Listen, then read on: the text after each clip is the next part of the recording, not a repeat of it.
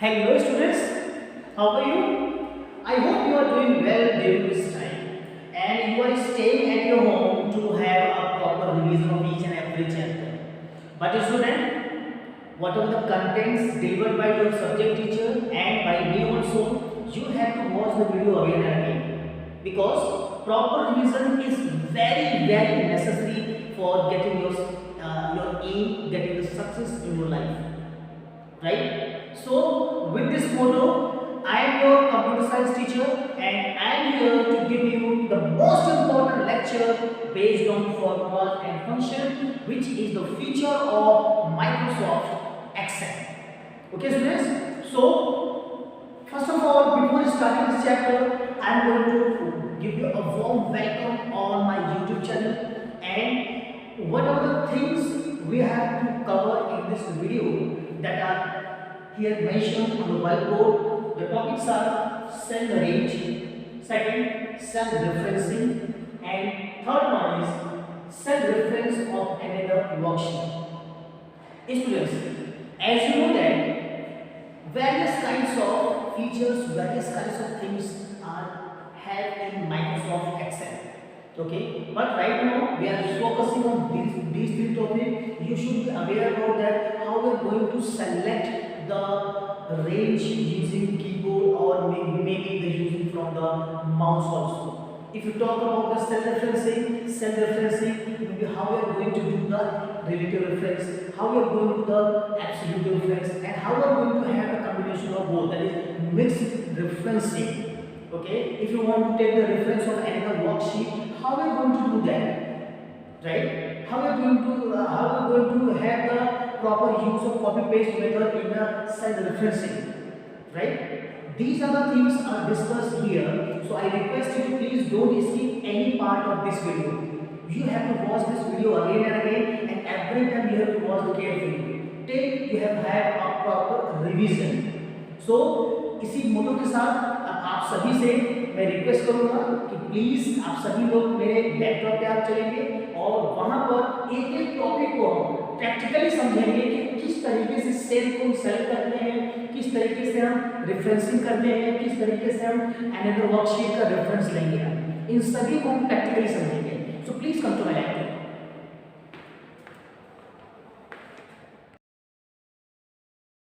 Okay students, now I am going to start the class. So as you know that in today's class we need to cover two things.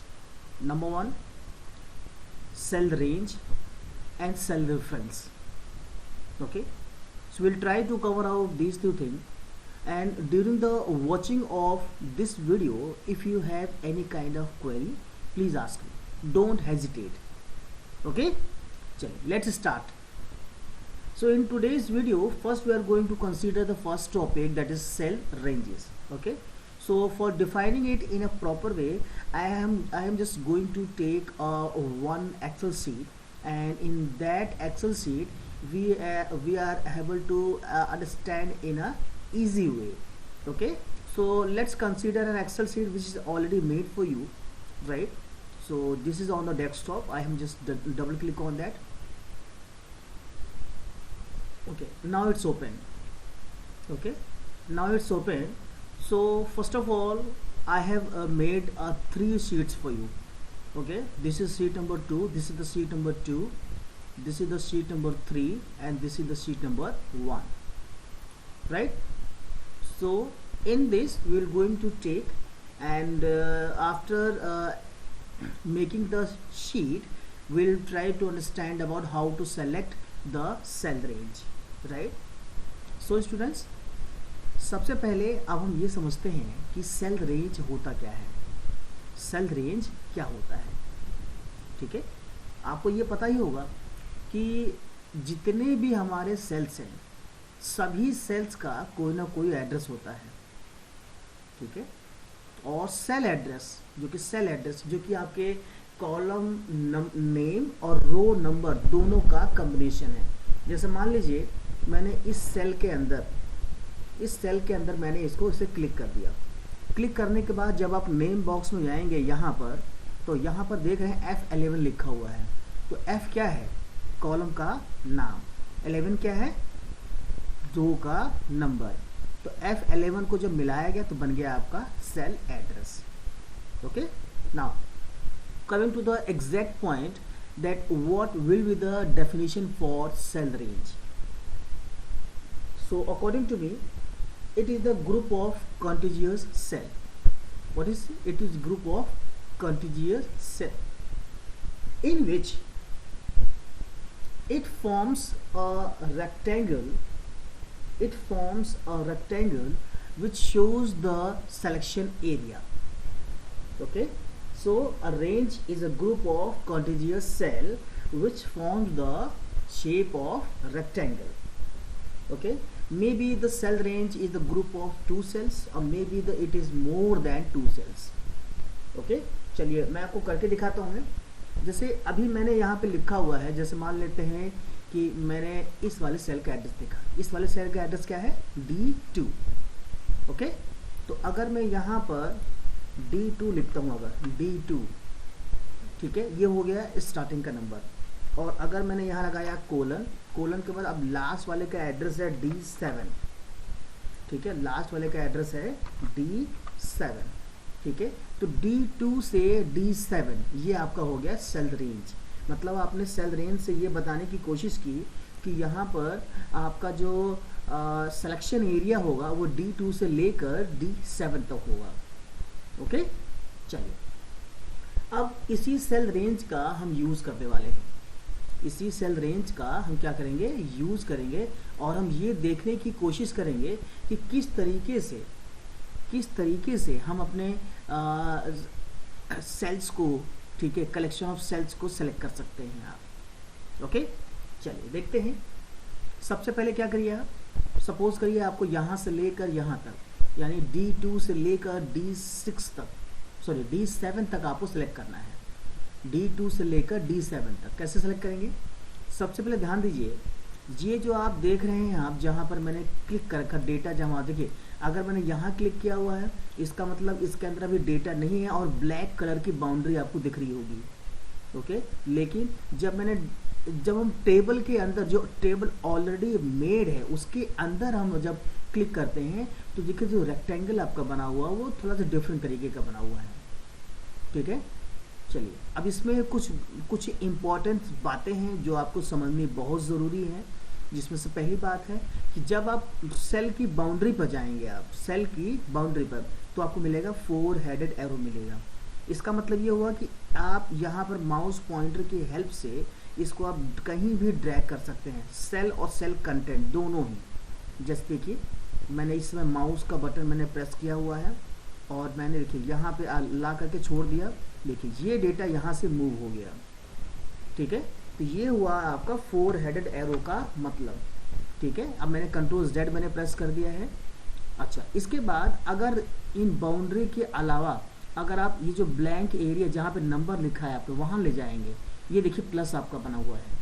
Plus बनने का मतलब है कि यहाँ से लेकर यहाँ तक आप सिलेक्शन कर सकते हैं। आप इस तरीके से यहाँ से लेकर यहाँ तक आप सिलेक्शन कर सकते हैं आप। ओके, अच्छा, इसके अलावा आपको क्या समझना है यहाँ पर कि यहाँ पर ये जो राइट हैंड बॉटम कॉर्नर पे देख रहे हैं आप, यहाँ देखिए, ये देखिए छोटा सा प्लस बना हुआ है। This plus is known as fill handle. और अगर आप इसको ड्रैग करेंगे, ड्रैग करने के बाद देखिए आपका डेटा यहाँ कॉपी हो जाएगा। आपको यहाँ पर बार बार कॉपी पेस्ट नहीं करना होगा, फिल हैंडल की हेल्प से आप यहाँ पर बारी बारी कॉपी पेस्ट कर सकते हैं आप। ठीक है, चलिए अब मैं वापस Ctrl+Z कर देता हूँ यहाँ पर। अब हम समझते हैं यहाँ पर कि सेल रेंज का हम इस्तेमाल कैसे करें। सेल रेंज का हम इस्तेमाल कैसे करें, कैसे हम सेलेक्ट करें। ठीक है, ये दोनों चीज़ों को हम देखते हैं बारी बारी। तो सेल रेंज को सेलेक्ट करने के 2 तरीके हैं। Method number 1 by using the keyboard, method number 2 by using the mouse.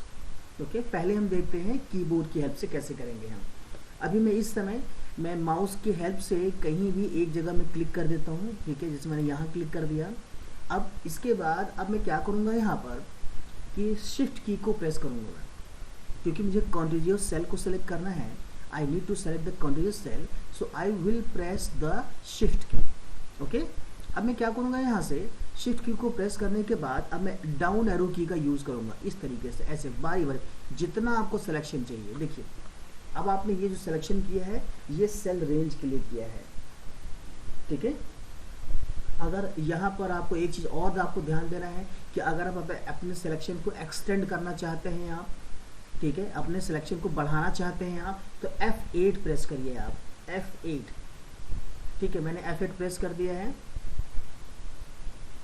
ठीक है, ठीक है।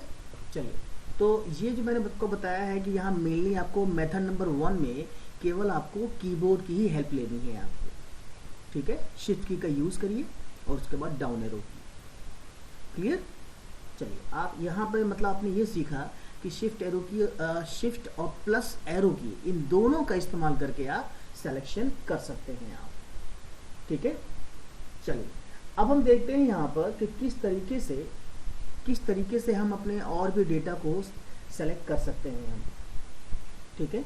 तो इसके लिए अब आपको मेथड नंबर 2 पे आना होगा, और मेथड नंबर 2 में आप देखिए मैं सबको बताने की कोशिश करूँगा आपको।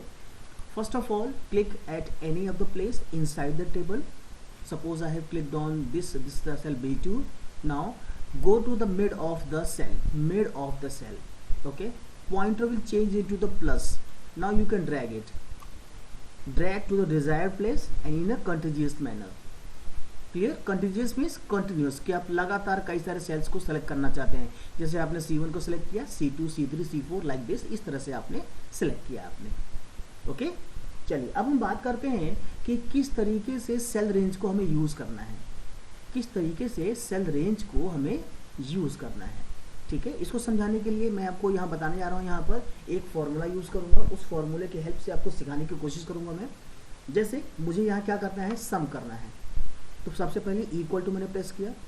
इक्वल टू प्रेस करने के बाद आप यहाँ पे फॉर्मूला लिखेंगे, जैसे मैंने लिखा SUM सम, इसके बाद ब्रैकेट लगाने के बाद अब आप सिलेक्शन एरिया ढूंढिए। तो मैंने आपको पहले बताया, आप माउस के पॉइंटर की हेल्प से आप सेल पे ऐसे एक बार क्लिक करेंगे और इसके बाद अपने क्लिक करने के बाद मिड एरिया में आएंगे आप, ठीक है, सेल के मिड एरिया में, और इस तरीके से आप ड्रैग करते हुए जाएंगे आप। देखिए D2:D7 ये आ गया। अब आप ब्रैकेट क्लोज करिए। तो जब कभी भी आप सेल रेंज को डिफाइन करेंगे आप, तो आप कोलन जरूर लगाएंगे। You must use the colon sign, okay. चलिए, now we are going to press the enter key. See, this is your result, okay. चलिए, नाउ इसी के साथ अब हम बढ़ते हैं आगे, और अब हमारा इसी सेल रेंज में अगला जो टॉपिक है वो है हमारा नेमिंग अ रेंज। मतलब ये हुआ कि आप जो भी सेल रेंज आप सेलेक्ट कर रहे हैं, आप उस सेल रेंज को कोई नाम दे करके उसी नाम को आप बाद में यूज़ करिए। आपको यहाँ पर एड्रेसेस को यूज़ नहीं करना है, जो नाम आप डिफाइन करेंगे उसको ही यूज़ कर सकते हैं एज ए सेल रेंज, ठीक है। चलिए, मैं आपको करके दिखाता हूँ आपको। स्टूडेंट्स, मुझे उम्मीद है जो कुछ भी कंटेंट आपको मैं रिवाइज करा रहा हूँ, मैं ये एक एक आपको बहुत ही अच्छी तरीके से समझ में आ रहा है। लेकिन फिर भी अगर आपको लगता है किसी तरह का कोई डाउट है, कोई क्वेश्चन है, आप इमीडिएटली मेरे से पूछिए आप, okay. Just contact me, don't hesitate, okay. और अगर आपको लगता है कि मेरा वीडियो आपको पसंद आ रहा है तो आप मेरे चैनल को ज़रूर सब्सक्राइब करिए और अपने दोस्तों के पास अपनी इस वीडियो को ज़रूर शेयर करें, और बेल आइकन को तो बिल्कुल प्रेस करके रखिए आप, ताकि आपको मेरे लेटेस्ट वीडियो की नोटिफिकेशंस आपको मिलती रहे, ओके। चलिए, सो इसी के साथ अब मैं बताने जा रहा हूँ किस तरीके से आप सेल रेंज को डिफाइन करेंगे। एक सेल रेंज को ही आप एक नाम देंगे आप, ठीक है। सबसे पहले क्या करना है आपको, सबसे पहले आपको यहाँ पर डेटा को सेलेक्ट कर लेना है। इस तरीके से आप सेलेक्ट कर लीजिए, पहला काम। This is the step number 1। Step number 2, formula tab में आप जाइए। फॉर्मूला टैब में आपको दिखाई देगा डिफाइन नेम, एक ग्रुप दिखाई देगा, और यहाँ पर एक बटन है डिफाइन नेम, ठीक है। आप यहाँ पर ऐसे क्लिक कर दीजिए। क्लिक करके आपको दिखाई देगा यहाँ पर एक बॉक्स आपको दिखाई देगा ये, ठीक है, एक बॉक्स आपको दिखाई देगा। ठीक है। अच्छा, इस बॉक्स में अब आपको क्या करना है, यहाँ पर जो नेम है वो आपको एक मीनिंगफुल नेम आपको दे देना है, एक मीनिंगफुल दे देना है, ठीक है। तो यहाँ मैंने लिख दिया है यहाँ पर सेल्स, ठीक है, और यहाँ पर मैं लिख देता हूँ मैं इनकम, ठीक है। यहाँ मैंने लिख दिया है सेल्स इनकम, ठीक है। अब मैं यहाँ पर बाकी आपको सब कुछ एज इट इज छोड़ देना है, कुछ नहीं करना है। अब आप क्लिक करेंगे ओके, ठीक है। अब आपका मैंने यहाँ पर सेल्स इनकम से मैंने नाम से डिफाइन कर दिया है। अब मुझे सपोज करिए मुझे फिर से अब सम निकालना है, और सम निकालने के बाद अब जो मैंने नाम डिफाइन किया है उसका यूज़ करना है। तो कैसे यूज़ करेंगे, इक्वल टू सम, सम के बाद ब्रैकेट। तो आप पहले क्या करते थे, यहाँ पर सेल जो एड्रेसेस हैं उनको आप डिफाइन करते थे बाप, ठीक है, लेकिन अब उसको डिफाइन नहीं करना है। अब आपका जो आपका टास्क है वो और भी ज़्यादा आसान है। अब आपको क्या करना है, यहाँ पर we are going to use the name of cell range, okay. Just so you have to write here cell income. देखिए नीचे आ गया है यहाँ पर, इस पर आप डबल क्लिक करिए, अब देखिए सेल इनकम आ गया। अब आप यहाँ पर ब्रैकेट को क्लोज कर दीजिए और यहाँ पे प्रेस एंटर। देखिए रिजल्ट आपको वही रिजल्ट आया है जो आपका पहले आया था। ओके स्टूडेंट्स, सो उम्मीद करता हूँ कि आपको अभी तक का जो टॉपिक है आपको अच्छे से समझ में आया होगा। अब इसी के साथ हम आगे बढ़ते हैं, और आगे बढ़ने के साथ अब हम यूज़ करेंगे सेल रेफरेंसेस और उसके टाइप को। अब सेल रेफरेंसेस और उसके टाइप को, तो फिलहाल मैं इसको हटा देता हूँ मैम। चलिए, सो सेल रेफरेंस में हमारे 3 तरह के सेल रेफरेंसेस होते हैं, ठीक है। और यहाँ पर सेल रेफरेंस के टाइप्स बताने से पहले मैं आपको बता दूँ यहाँ पर कि जो सेल रेफरेंस है वो होता क्या है, सेल रेफरेंस होता क्या है, ठीक है। तो let me give you the definition for that. The cell addresses that we use in the formula, the cell addresses that we use in the formula is known as cell reference, okay, ठीक है। तो यहाँ पर जो आप references का मतलब यही हुआ कि आप एक तरह से रेफ़र कर रहे हो किसी एड्रेस को रेफ़र कर रहे हो, आप उसको यूज़ कर रहे हो, तो इसलिए आप इसको बोलोगे references, cell references. Now the cell references is of 3 types. कितने तरह के होते हैं ये cell references? Let me give you the demonstration for that. जो सेल रेफरेंसेस होते हैं वो 3 तरह के होते हैं। एक होता है आपका रिलेटिव रेफरेंस, एक होता है रिलेटिव रेफरेंस, दूसरा हमारा होता है एब्सोल्यूट रेफरेंस, एब्सोल्यूट रेफरेंस, और तीसरा हमारा होता है मिक्स्ड रेफरेंस, ओके। ये 3 तरह के होते हैं ये, ओके। ये आपका 3 तरह के हमारे पास टोटल हमारे होते हैं, ठीक है। चलिए, इसी के साथ अब हम आगे बढ़ते हैं और अब हम ये जानने की कोशिश करेंगे कि यहाँ पर आपका जो टाइप्स है आपका, ठीक है, उसके जो एक्सप्लेनेशंस हैं वो हम जब बारी बारी जानने की कोशिश करेंगे हम, ओके। चलिए, तो सबसे पहले हम समझते जा रहे हैं यहाँ पर relative references, okay, relative references. चलिए, एक मैं यहाँ पर एक कॉलम आपके लिए बनाने जा रहा हूँ यहाँ पर, और इसका नाम है इंसेंटिव, इसका नाम है इंसेंटिव। तो इंसेंटिव कहने की जो एक्स्ट्रा इनकम है वो कुछ परसेंटेज में कर देता हूँ यहाँ पे। जैसे इंसेंटिव मैंने यहाँ पे कर दिया है 10%, ठीक है। ये मैंने यहाँ पर टाइप कर दिया है कि 10% मुझे इंसेंटिव देना है, यानी कि जो भी आप नंबर आपने सेल्स किया है उसका इंसेंटिव मुझे टोटल 10% आपको दे देना है, ठीक है। तो अब मुझे क्या करना है कि जितने भी नंबर हैं मुझे सभी का, ठीक है, मुझे 10% निकालना है। तो जब मैं 10% निकालूंगा यहाँ पर तो मुझे एफर्ट कम से कम लगाना है, जो भी मैंने लॉजिक अभी तक सीखा है उन सब का मुझे यूज़ करना है। तो 10% देखिए निकालने का तरीका देखिए। सबसे पहले मैंने इक्वल टू लिया। अब ध्यान से देखिएगा, यहाँ पर आपको सेल रेफरेंस यूज़ करना है यहाँ पर, ठीक है। अब देखिए कैसे है, मैंने क्या किया, इक्वल टू लगाया, then after that I will put 1 address here, like मैं I am using here D2, ठीक है।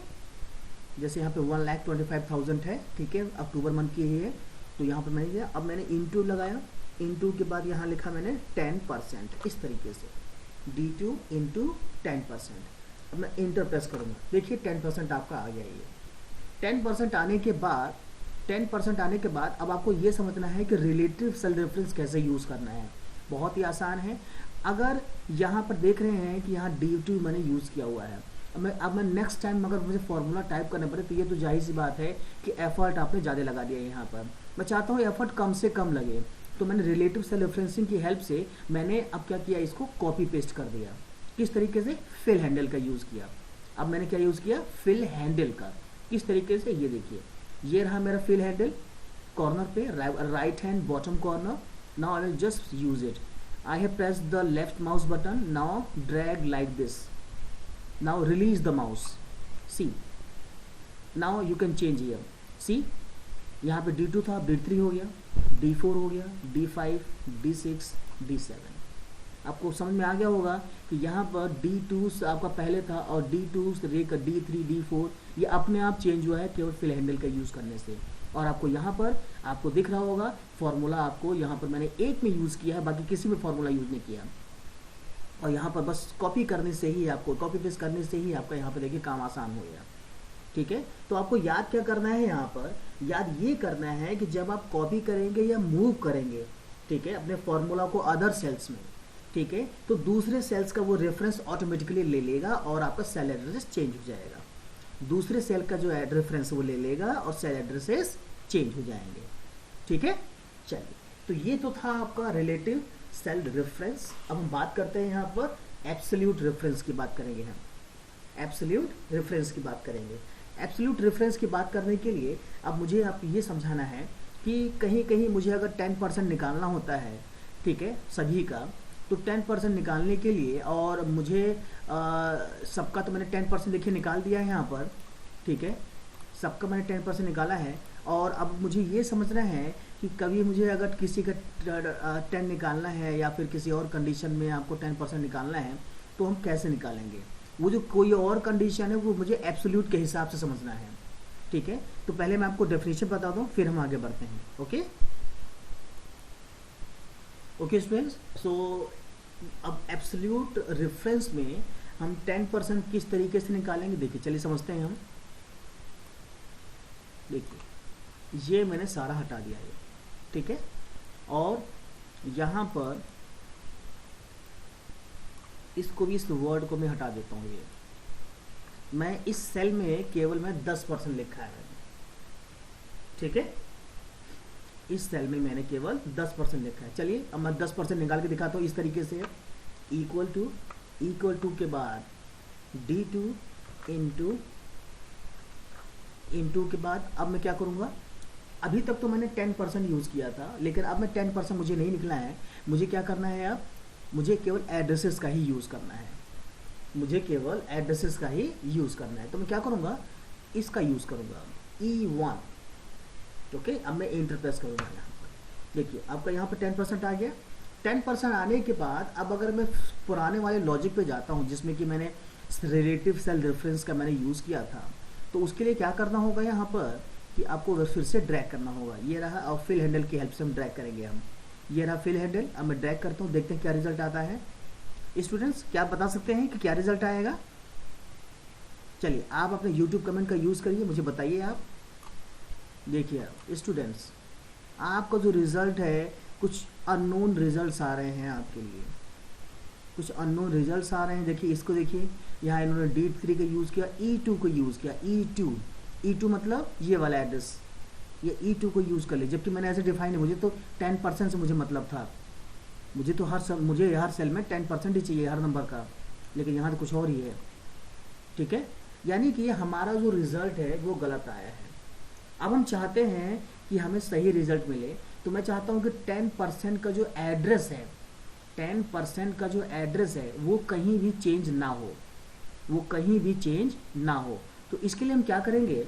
सबसे पहले मैं काम करते हैं कि मैं इस सब डेटा को हटा देता हूँ। पहले मैं ये डेटा मैंने हटा दिया, ठीक है, और अब आते हैं इसके फॉर्मूले में। अब क्या था फॉर्मूला इसका? मैंने यहाँ लिखा था D2 के बाद आपका ये इंटू लगाया था मैंने, इंटू के बाद E1 लिखा था। तो मैं क्या करूँगा कि E1 मैंने लिख तो दिया है यहाँ पर, लेकिन E से जस्ट पहले ई से जस्ट पहले एक लगाऊंगा डॉलर साइन, और ई के बाद भी आप लगाएंगे यहाँ डॉलर साइन। इस डॉलर का मतलब ये हुआ कि ई जो आपका कॉलम नेम है अब डॉलर लगाने के बाद चेंज नहीं होगा। आप कॉपी पेस्ट जब करेंगे तो आपका D2 से D3 होगा, D4 होगा, लेकिन E1 वो एज इट इज ही रहेगा, no change. Okay, no change is applicable for this. Okay, तो आपको यहाँ पर रो नंबर से पहले डॉलर लगाना है और आपका कॉलम का नेम से पहले आपको डॉलर लगाना है। और इसका मतलब ये होता है यहाँ पर कि आप अब यहाँ पर चेंजेस नहीं चाहते आप। ठीक है, चलिए अब हम प्रेस इंटर करेंगे। ठीक है, रिजल्ट आपको मिल गया। अब हम क्या करते हैं, ड्रैग करते हैं, देखते हैं रिजल्ट क्या आता है। स्टूडेंट्स अब आप बताइए क्या रिजल्ट आएगा। Can I have the result according to your perspective? Just give your answer on the YouTube comment. Okay, see now it's correct answer. This is your absolute reference. Okay, now coming back to the mixed reference. Okay, mixed reference क्या होता है इसको भी समझ लेते हैं. Mixed reference is nothing but it's a combination of relative as well as absolute self reference. इसका मतलब ये हुआ, ठीक है, मतलब ये हुआ कि मिक्स रेफरेंस एक ऐसा रेफरेंस है जिसमें कि दोनों ही तरह के फीचर्स मौजूद हैं. रिलेटिव में क्या देखा था आपने, सेल एड्रेसेस चेंज हो रहे हैं जब आप कॉपी या मूव कर रहे हैं, और एब्सोल्यूट में क्या देखा आपने, सेल एड्रेसेस चेंज नहीं हो रहे हैं, ठीक है, जब आप कॉपी या मूव करते हैं आप. ठीक है, तो इसी के साथ अब आपको यहाँ पर दोनों ही फीचर आपको ज़रूरत पड़ेगी.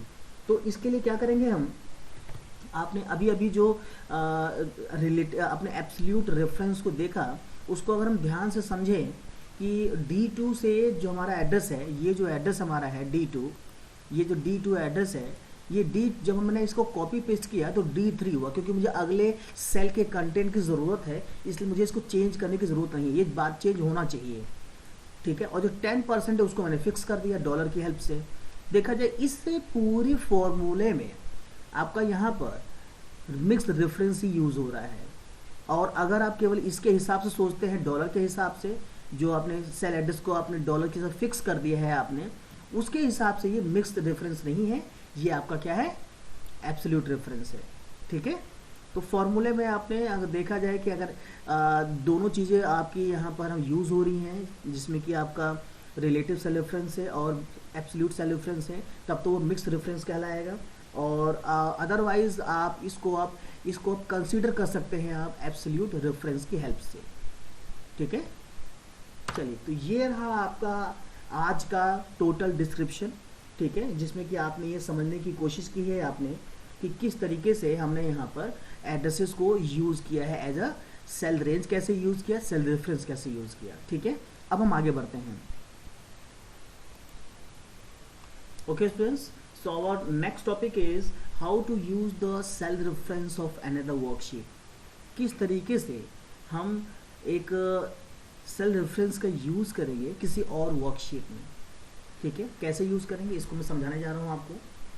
ठीक है, चलिए सबसे पहले हम क्या करते हैं, यहाँ देखिए कुछ शीट नंबर 1 में कुछ डेटा मैंने आपके लिए बना रखा है, यहाँ पर कुछ डेटा बना रखा है, और इन सब डेटा में देखिए कुछ फॉर्मूलेज भी ऑलरेडी यूज्ड है इसमें. ठीक है, मैं यही एग्जांपल ले करके मैं आपको समझाने की कोशिश करूँगा. मैं तो फ़िलहाल मैं इसको हटा देता हूँ, यहाँ पर इसको मैंने डिलीट कर दिया. ठीक है, अब हम इसको ध्यान से समझते हैं कि क्या समझाना चाहता हूँ मैं आपको. अब इस पूरे कंटेंट को यहाँ से मैं कॉपी करूँगा और कॉपी करके शीट 2 में पेस्ट कर दूँगा यहाँ पर इस तरीके से. ठीक है, ये रहा आपका टोटल डेटा. ठीक है, तो यहाँ पे आपको समझ में आ रहा होगा कि सैलरी का एक कॉलम है. सैलरी में मैंने क्या किया है, यहाँ पर 2000 लिया है. ठीक है, इसके बाद इंसेंटिव ले लिया मैंने 10% और दोनों को जोड़ दिया यहाँ पर, ये रहा, दोनों को जोड़ दिया. ठीक है, और उसके बाद फिर मैंने फिल हैंडल यूज़ करके मैंने इसको ड्रैग कर दिया ऐसे.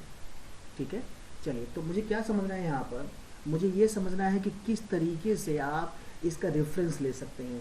ठीक है, आप अनदर वर्कशीट में करना कुछ नहीं है, आपको Ctrl+C Ctrl+V करना है, यानी कॉपी पेस्ट करना है आपको, लेकिन एक सही प्रोसेस से. कैसे करेंगे इसको हम देखते हैं हम. ठीक है, देखिए पहले तो मैं इन सब चीज़ों को मैं हटा देता हूँ, इन सब चीज़ों को।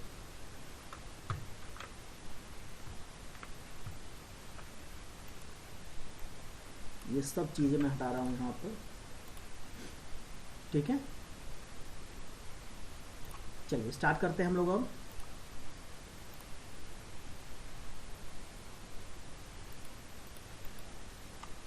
चलिए अब हम क्या करते हैं, आप देख रहे हैं यहाँ पर कि ऑलरेडी यहाँ पर जो एड्रेसेस हैं उन एड्रेसेस का मैंने यूज़ किया है फॉर्मूला के अंदर, ठीक है। तो अब आप क्या करिए यहाँ पर कि यहाँ पर जो भी चीज़ें हैं आप उसको कॉपी पेस्ट करिए। जैसे मैंने इस तरीके से यहाँ पर, जैसे मुझे क्या करना है, 10% निकालना है, टोटल इनकम निकालना है। ऑलरेडी मैंने यहाँ पर सारा कुछ कैलकुलेशन कर रखा है।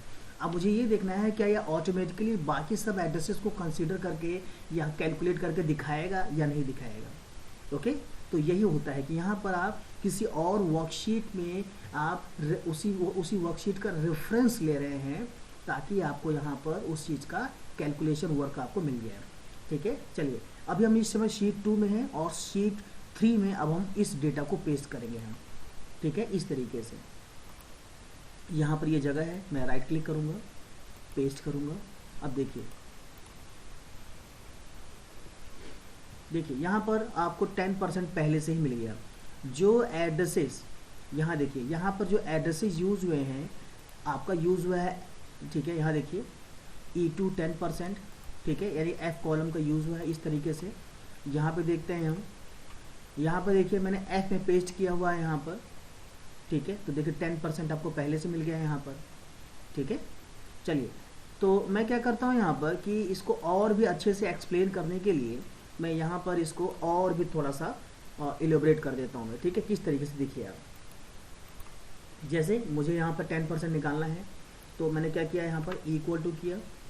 इक्वल टू करने के बाद मैंने यहाँ लिखा आपका यहाँ 10% किसका, सैलरी का निकालना है, तो मैंने लिखा E2, इसके बाद इनटू 10% इस तरीके से, और मैंने इंटर कर दिया। देखिए मेरे पास 2000 रुपये आ गया ये, ठीक है।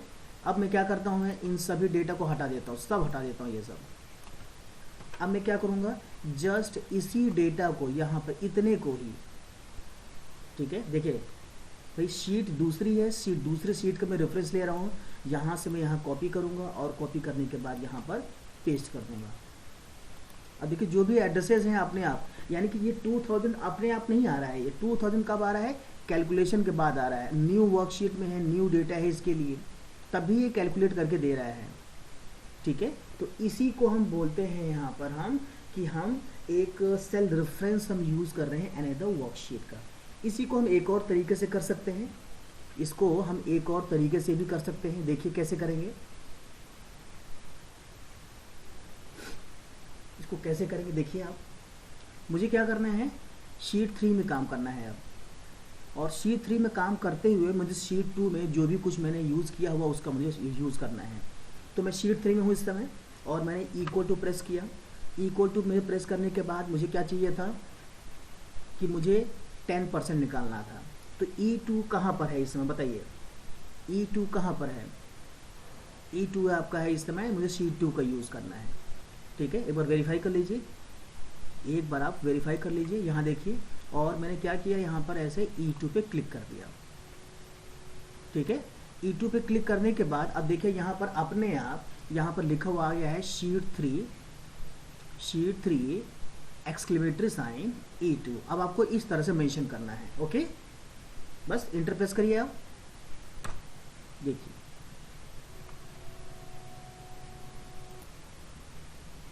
चलिए स्टूडेंट्स मैं आपको एक बार और समझा देता हूँ आपको मैं, ठीक है। चलिए मैं इसको हटा देता हूँ फिलहाल, ये देखिए मैंने इसको हटा दिया ये, ठीक है। इस समय हम लोग कहाँ पर हैं, शीट नंबर 3 में हैं, ठीक है। और मुझे जो है 2000 जो आप देख रहे हैं जो E2 में यहाँ लिखा हुआ है यहाँ पर, ठीक है, सॉरी यहाँ पर नहीं, आपका शीट नंबर 2 में आपका, वहाँ पे जो 2000 लिखा हुआ उसी का मुझे 10% निकालना है, ठीक है। दो अलग अलग शीट्स हैं यहाँ पर। तो सबसे पहले मैंने इक्वल टू लगाया, इक्वल टू लगाने के बाद अब मैं जाऊँगा शीट नंबर 2 में, ठीक है, या जो भी शीट में आपका डेटा रखा वहाँ जाइए आप। वहाँ जाने के बाद अब आप यहाँ सेलेक्शन कर लीजिए आप इस तरीके से, और सेलेक्ट करने के बाद वापस आ जाइए आप यहाँ पर शीट नंबर 3 में। आप ठीक है, और आपको निकालना है 10%, तो अब आप यहाँ पर ब्रैकेट लगा दीजिए इस तरीके से, ऐसे इस तरीके से अब आप यहाँ पर ब्रैकेट लगा दीजिए, ब्रैकेट ओपन और ब्रैकेट क्लोज। इसके बाद अब आप यहाँ पर इंटू के बाद 10% यहाँ लिख दीजिए आप 10%, ठीक है, क्लियर हुआ। तो आपको यहाँ ध्यान रखना है कि पहले जिस शीट का रेफरेंस ले रहे हैं आप, ठीक है, आप शीट नंबर 3 लिखेंगे या शीट नंबर 2, जो भी आपका शीट्स हैं, उसके बाद एक्सक्लेमेटरी साइन और उसके बाद सेल का एड्रेस, ठीक है। चलिए, और इसके बाद आप यहाँ पर आप कोई भी फॉर्मूला यूज़ कर सकते हैं, जैसे मैं 10% निकालना चाहता था इंटू 10%, देखते हैं रिजल्ट आता है कि नहीं। ये देखिए 2000 आपका आ गया। और अब इसी तरीके से अब हम क्या करेंगे, यहाँ पर इसको हम ड्रैग करके देखते हैं कि बाकी रिजल्ट्स आते हैं कि नहीं आते हैं। ये देखिए हमारे सारे रिजल्ट बिल्कुल सही आ गए, और सभी के एड्रेसेस में देखिए, ये देखिए E2, E3, E5, E6 सारे कुछ एड्रेसेस चेंज हो रहे हैं। आप फार्मूला बार में देख सकते हैं, आप फार्मूला बार में ध्यान से देखिए, ये रहा E6, ये देखिए E7, मैंने जस्ट फिल हैंडल का यूज़ किया। तो ये रहा आपका कि किस तरीके से आप एक वर्कशीट में सेल रेफरेंसेस का यूज़ करेंगे, और आप किसी दूसरे वर्कशीट का भी डेटा आप यहाँ पे इस तरीके से यूज़ कर सकते हैं आप। सो स्टूडेंट्स, उम्मीद करता हूँ कि सारा कुछ आपको समझ में आया होगा, but still if you have any kind of doubt please ask me. And one more thing student, if you like this video please don't forget to subscribe, like my channel, okay, and give your comments, okay.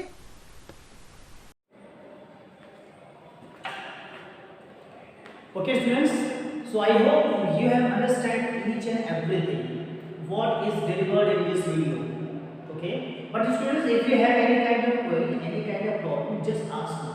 You have your YouTube comment, you have your WhatsApp, okay, just send a message to me, okay, and whatever the feedback you have, just give it to me, okay, because your feedback gives me as a motivation, okay, and whatever the demerits are there, I am trying to remove it, okay, and you will not able to see that demerit in the next video, right? So don't hesitate, okay. So thank you so much for watching this video. Keep watching the previous video, and I just want to say one more thing: keep healthy and stay safe. Thank you so much once again.